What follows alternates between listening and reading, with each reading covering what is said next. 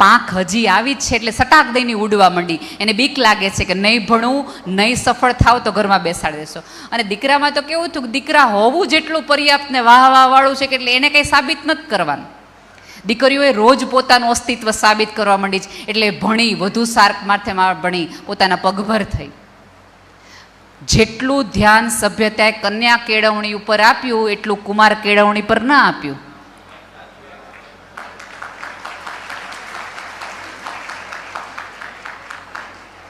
દીકરો ન, અને પાછા આપણે દાખલા એવા દઈ, આ જો ભલાણા ભાઈ ભણ્યા નહોતા તોય કેવો ધંધો કરે છે.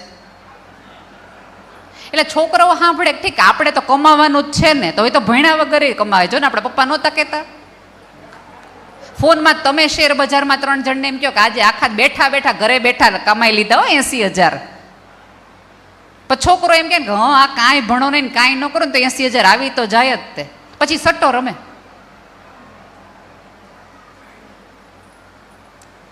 આપણા ઉછેર તરફ વાંધો છે આપણે ના કીધું. અને ધારો કે દીકરીને કોમ્પ્રોમાઇઝ કરવું પડે, અને એમાં હું કહીશ કે આ પહેલાંની પેઢીમાં કેટલાય ડૉક્ટર હતા, એન્જિનિયર હતા, ગ્રેજ્યુએટ હતા, એમણે એક અભણ સ્ત્રીને એક્સેપ્ટ કરી, ઓછું ભણેલ સ્ત્રીને એક્સેપ્ટ કરી. પણ ખૂબ ભણેલી દીકરી ઓછું ભણેલો પતિ અત્યારે નથી સ્વીકાર કરતી. એટલે એક પુરુષ એક સ્ત્રીને એક્સેપ્ટ કરી, એક સ્ત્રી એક પુરુષને એક્સેપ્ટ નથી કરતો. શું કામ નથી કરતો? કારણ કે વિચારના કારણે. અહીંયા બેઠેલી તમામ મમ્મી પોતાના દીકરાને મોટો એવી રીતે કરે કે બેટા અત્યારની દીકરી ભણેલ ગણેલ આવશે, કદાચ કહેશો તે ઘરમાં રહેશે, એ તને પાણીનો ગ્લાસ હાથમાં આપશે, પણ ક્યારેક રસોડામાં જઈને એને 2 વસ્તુની મદદ કરાવજે. ક્યારેક એ માંદી હોય તો એને તને ચા બનાવતા આવડવી જોઈએ. એ ઓફિસથી થાકી પાછીને પાછી આવે ત્યાં સુધી પલંગ ઉપર બેઠો ન રહેતો, અને તને તમારા દીકરાને ટુવાલ સૂકવવાથી લઈ થોડા એટલા ઇન્ડિપેન્ડન્ટ કરો કે દીકરીઓને એમ થાય કાંઈ ન આવડે પણ મારી સાચવે છે, મને બહુ મને સંભાળે છે બહુ.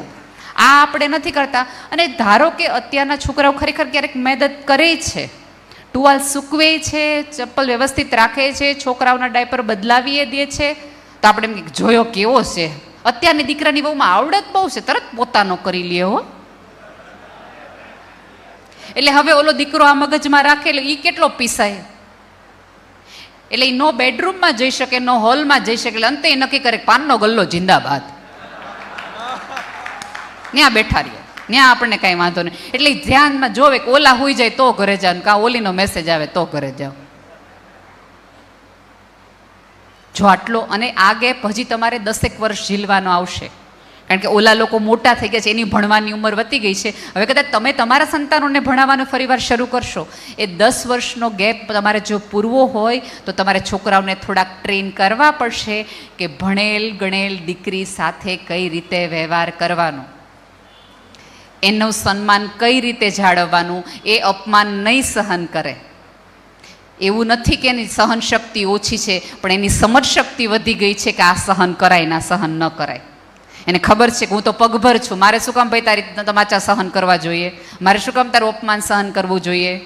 એ પોતાની જાતને પૂછે સવાલે, અને સવાલનો જવાબ જો એની ડિગ્રીથી આવતો હોય તો એ કદાચ ક્યારેક કહે.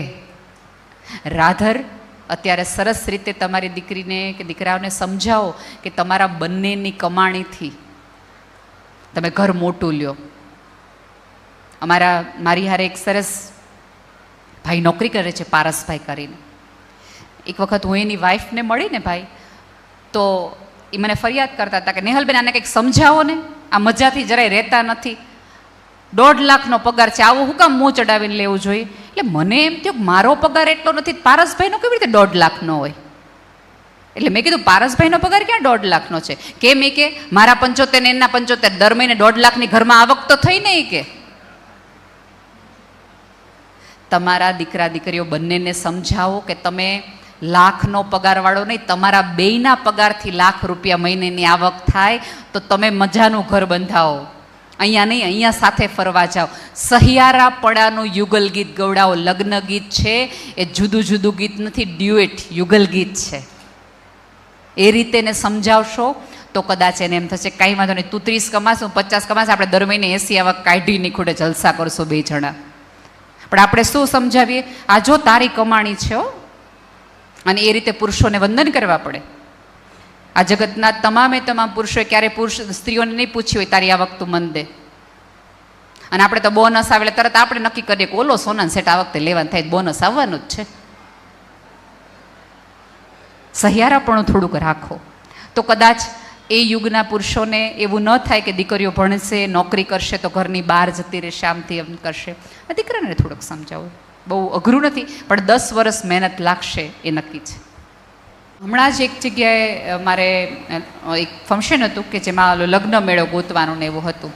અને એની અંદર મારે પહેલાં લેક્ચર હતું ને પછી વ્યક્તિગત એક કાઉન્સેલિંગ ને બધું ચાલતું હતું. તેમાં એક બેન એવું કીધું કે બેન મને તો એટલી સરસ દીકરાની બહુ મળી છે ને, એ CA છે, પણ મારા દીકરાએ લગ્નના ગોતવાનું હતું ને ત્યારે જ એક શરત મૂકી કે જો તું ભલે CA હોય પણ તારે ઘરમાં રહેવું પડશે ને મારી મમ્મી પપ્પાની સેવા જ કરવી પડશે. અહીંયા બેઠેલા તમામને વિનંતી છે કે સેવા કરવા માટે નર્સ ઘરે લવાય, પત્ની નહીં. બરાબર? હા, તમે સમજ સાથે એને ઘરે રાખો. એ દીકરીની પોતાની ઈચ્છા હોય તો સરસ ઘરે રાખો, પણ જો તમારો બિઝનેસ હોય તો CA તરીકે તમારી દીકરા વહુને થોડી સ્પેસ આપતા રહ્યો, જેથી ઓલી છોકરીને એવું ન થાય, મૂંઝાવવું ન પડે કે મને કાંઈ કરવા ન મળ્યું. અને ક્યારેક આવા મૂંઝાયેલા દાખલાઓના કારણે જ નવી પેઢીની દીકરીઓ ભણ્યા ગણ્યા પછી આ સમાજની બદલે બીજા સમાજમાં જવાનું પસંદ કરે, કારણ કે અહીંયા ગમે એટલું ભણો ને અહીંયા તો રસોડામાં જ રહેવું પડે છે. થોડુંક એટલું કે હમણાં જ મને કોઈક બેને વાત કરી કે મારી દીકરી છે સોફ્ટવેર એન્જિનિયર છે, એ લોકો ઘરે અહીં માની જ મને ત્યારે યાદ નથી આમાંથી કોણ બોલ્યું કે સોફ્ટવેર એન્જિનિયર છે, એ કામ નથી કરતી, પણ હમણાં એના સાસરે એક સરસ મજાનું કોઈક મોટું મશીન આવ્યું, એમાં સોફ્ટવેર એન્જિનિયર રિલેટેડ હતી. એના સસરાએ એને કીધું કે આ અઠવાડિયું 15 દિવસ સંભાળને. હવે સાહેબ, આ અઠવાડિયું 15 દિવસ સંભાળવા માટે એ સ્ત્રીને જે સન્માન મળ્યું ને એ 15 વર્ષે ઘરમાં રહી જાય. મજાથી સહન કર્યું છે ને એડજસ્ટ કર્યું છે એવી દલીલથી નહીં, પણ એને લાગે કે હું કાંઈક ઉપયોગી છું, મારું કંઈક આ ઘરમાં વાંક છે. કારણ કે આમાંના દરેક લોકો ક્યારેક ને ક્યારેક સ્ત્રી જે કામ નથી કરતી ને ઘરે રહે છે ને એને સતત એવું કે મગજમાં નાખ્યા કરે કે તું કમાતી નથી, તારું કાંઈ કામ નથી ને તે કાંઈ જીવનમાં સાબિત નથી કર્યું. એટલે ધીમે ધીમે આખી પેઢી એક ડિપ્રેશનમાં આવી જાય છે, આખી સ્ત્રીઓ ડિપ્રેશનમાં આવી જાય છે.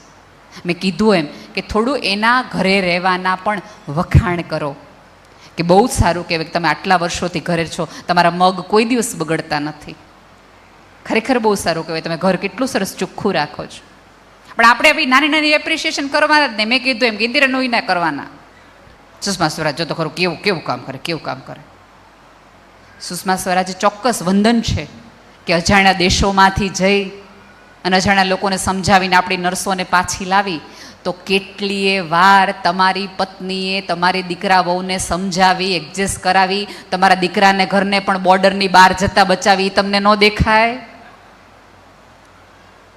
એ છાપામાં નથી છપાતું એટલો જ વાંક ને એનો. કેટલી વખત એણે સાચવ્યો છે, કેટલી વખત તમારી બેને કેવા પગલાં લેવાનો વિચાર કર્યો હશે, ત્યારે ભાભી તરીકે બાજુમાં રહી એણે સરસ ભીનું સંકેલી લીધું હશે. પણ એને આપણે સન્માનિત ન કરીએ, એને કોઈ દિવસ એવું ન કહે કે આભાર છે, વંદન છે. આ ખોડાને ઉજળા કરવામાં માત્ર મારા દાનનો નહીં, તારા આવા દેવાના, આવા તારા સહન કરવાના, તારા જતું કરવાના વલણના પણ એક કારણ છે. કેવું જોઈએ? તમે સરસ મજાનું અહીંયા કંઈક દાનનું કરો, તકતી મરાવો તો તમારા ગયેલ મહાનની તમને પહેલો વિચાર આવે, પણ જે સ્ત્રીએ ઘસારા લઈને તમને આટલા પૈસાવાળા કર્યા હોય એ સ્ત્રીનો વિચાર તમને ન આવે. એ સ્ત્રીનો વિચાર ન આવે.